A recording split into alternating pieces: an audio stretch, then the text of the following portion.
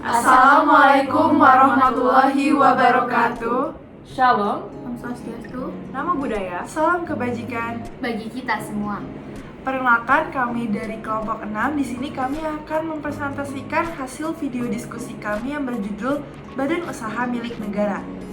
sebelumnya perkenalkan nama saya Fiona Florencia. Nama saya Syifa Tania. Nama saya Anastasia Putri. Nama saya Nadia Nindita Putri. Dan saya Diana Swajingga.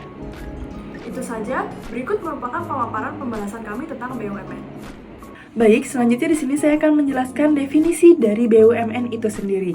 Berdasarkan PP nomor 45 tahun 2005, BUMN adalah badan usaha yang sebagian besar atau seluruh modalnya dimiliki oleh negara, melalui penyertaan secara langsung yang berasal dari kekayaan negara yang dipisahkan.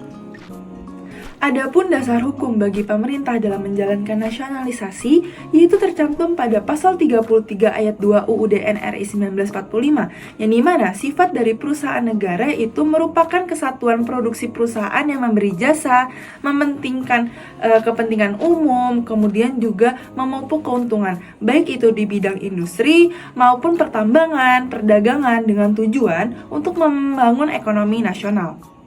Menurut ketentuan Undang-Undang Nomor 9 Tahun 1969 tentang BUMN yang mengatur mengenai pengelompokan BUMN, BUMN terbagi dalam 3 klasifikasi, yaitu yang pertama, perusahaan jawatan atau perjan, perusahaan umum atau perum, dan perusahaan perseroan atau persero. Yang pertama, persero atau perusahaan persero. Persero adalah BUMN yang berbentuk perseroan terbatas yang modalnya terbagi dalam saham atau seluruh atau paling sedikitnya 51% sahamnya dimiliki oleh negara Republik Indonesia, yang bertujuan untuk mengejar keuntungan.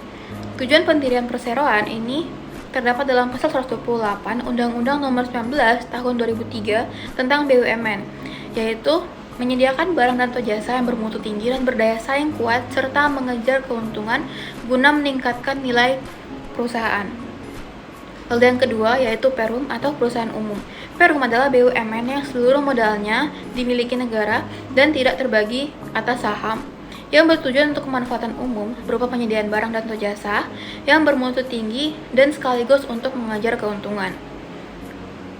Berdasarkan prinsip pengelolaan perusahaan, perusahaan negara adalah suatu subjek hukum yang merupakan badan hukum atau disebut juga sebagai Rechtsperson. Lalu yang terakhir atau yang ketiga yaitu perjan atau perusahaan jawatan. Perusahaan jawatan merupakan salah satu bentuk perusahaan milik pemerintah yang bersifat tertutup, di mana modalnya dimiliki negara dan sahamnya tidak diperjualbelikan dalam pasar modal. Tujuan pendirian perjan itu semata-mata untuk melayani hajat hidup orang banyak, sebagaimana diatur dalam pasal 33 Undang-Undang Dasar 1945. Selanjutnya, restrukturisasi dijelaskan dalam pasal 1 angka 11 Undang-Undang Nomor 1 2025 tentang perubahan ketiga atas Undang-Undang Nomor 19 Tahun 2003 tentang Badan Usaha Milik Negara. Restrukturisasi adalah perbuatan hukum yang dilakukan dalam rangka kinerja, penambahan nilai, penyehatan, atau peningkatan perusahaan. Restrukturisasi dilakukan dengan maksud untuk menyehatkan BUMN agar dapat beroperasi secara efisien, transparan, dan profesional. Tujuan dari adanya restrukturisasi adalah yang pertama adalah untuk meningkatkan kinerja dan nilai perusahaan. Yang kedua, memberikan manfaat berupa dividen dan pajak kepada negara. Yang ketiga, menghasilkan produk dan layanan dengan harga yang kompetitif kepada konsumen. Lalu yang keempat adalah untuk memudahkan pelaksanaan privatisasi. Selanjutnya ada beberapa metode restrukturisasi yang dapat dilakukan BUMN. Yang pertama ada stand-alone. Metode ini mempertahankan BUMN sebagai entitas yang berdiri sendiri tanpa adanya penggabungan atau perubahan struktur kepemilikan yang signifikan. Lalu yang kedua juga dapat dilakukan dengan metode merger. Merger ini merupakan penggabungan dua atau lebih BUMN menjadi satu entitas baru. Lalu yang ketiga dapat dilakukan metode holding. Pembentukan struktur BUMN ini atau disebut holding company yang mengendalikan beberapa anak perusahaan BUMN. Lalu yang ketiga dapat dilakukan dengan metode divestasi. Metode ini merupakan penjualan sebagian atau seluruh saham BUMN kepada pihak swasta atau investor lain. Divestasi ini dapat dilakukan beberapa cara. Salah satunya yaitu penjualan saham di pasar modal atau go public, lalu penjualan langsung kepada investor strategis, dan yang terakhir ada manajemen buyout. Lalu dapat dilakukan likuidasi. Likuidasi merupakan penutupan dan pembubaran BUMN yang sudah tidak layak untuk dipertahankan, baik secara ekonomis maupun strategis. Aset-aset perusahaan BUMN akan dijual dan hasilnya digunakan untuk melunasi kewajiban. Lalu ada beberapa manfaat dari diadakannya restrukturisasi ini. Yang pertama, memberikan dividen dan pajak kepada negara. Yang kedua, menyediakan produk dan layanan kompetitif bagi konsumen. Lalu yang ketiga, menjadi menarik untuk program privatisasi.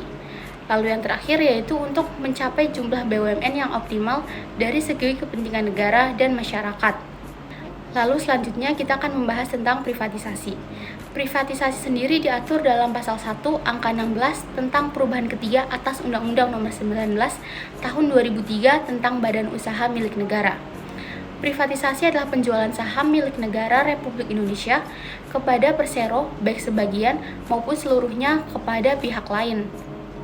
Tujuan dari adanya privatisasi ini yang pertama yaitu untuk mengurangi beban APBN, yang kedua menarik investasi, yang ketiga meningkatkan transparansi, dan yang terakhir yaitu meningkatkan daya saing perusahaan. Untuk dilakukan privatisasi ini ada beberapa syarat. Yang pertama, hanya BUMN berbentuk perusahaan perseroan atau persero yang dapat diprivatisasi, bukan perusahaan umum atau perum. Hal ini ditetapkan dalam penjelasan Undang-Undang BUMN Pasal 6 yang menyatakan bahwa khusus mengenai program privatisasi, Undang-Undang ini menegaskan bahwa privatisasi hanya dapat dilakukan terhadap BUMN yang berbentuk persero sepanjang dimungkinkan berdasarkan peraturan perundang-undangan sektor kegiatan yang dilakukan persero tersebut.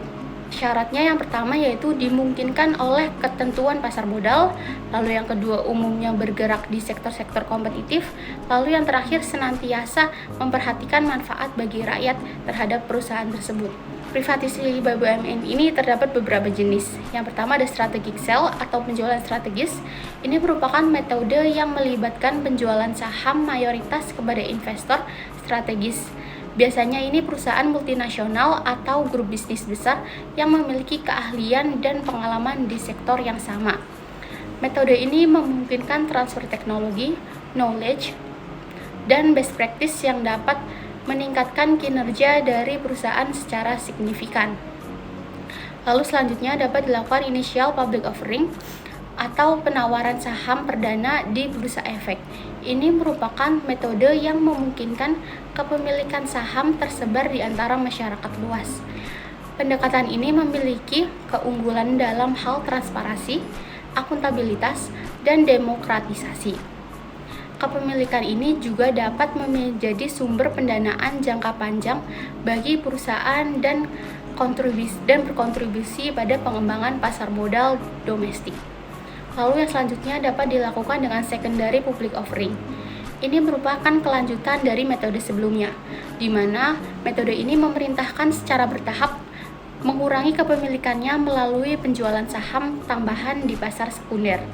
Metode ini memungkinkan privatisasi yang gradual dan memberikan fleksibilitas bagi pemerintah untuk mempertahankan kendali strategis sambil tetap meningkatkan efisiensi melalui disiplin pasar. Selanjutnya adalah keuangan negara. Menurut Undang-Undang Nomor 17 Tahun 2003, keuangan negara adalah seluruh hak dan kewajiban negara yang dapat dinilai dengan uang, serta segala bentuk kekayaan negara yang dapat dijadikan milik negara berkenaan dengan pelaksanaan hak dan kewajiban tersebut. Keterkaitan BUMN termasuk dalam ruang lingkup keuangan negara. Yang pertama adalah sumber modal. Modal BUMN berasal dari penyertaan modal negara atau PMN yang bersumber dari APBN atau kekayaan negara yang dipisahkan. Yang kedua adalah pengawasan. BUMN diawasi oleh yang pertama adalah Kementerian BUMN, yang kedua BPK atau audit keuangan, yang ketiga BPKP atau pengawasan intern jika diperlukan. Yang ketiga adalah akuntabilitas. Pengelolaan BUMN harus transparan dan akuntabel, mengikuti prinsip Good Corporate Governance atau GCG sesuai dengan hukum dan regulasi keuangan publik. Selanjutnya terdapat bentuk, yaitu yang pertama adalah penyertaan modal negara atau PNN. Contohnya investasi pemerintah pada PT PLN dan PT Hutama Karya dan lain-lain. Yang kedua adalah dividen ke negara. Contohnya laba BUMN yang disetorkan ke kas negara, misalnya Pertamina setor triliunan ke APBN. Yang ketiga adalah penggunaan APBN. Contohnya dana talangan atau subsidi, misalnya kompensasi energi. Dan terakhir adalah aset negara. Contohnya gedung, tanah, mesin yang dimiliki oleh BUMN tapi tercatat sebagai aset negara. Lalu, tujuannya adalah negara mengelola keuangan melalui BUMN, yaitu yang pertama menjamin pelayanan publik seperti listrik, transportasi, air bersih, atau yang lain-lain. Selanjutnya mengelola sektor strategis dan vital yang tidak boleh sepenuhnya diserahkan ke swasta. Selanjutnya menghasilkan penerimaan negara seperti dividen atau pajak. Selanjutnya mendorong pembangunan nasional dan pertumbuhan ekonomi. Next, kita akan bahas terkait kerugian negara.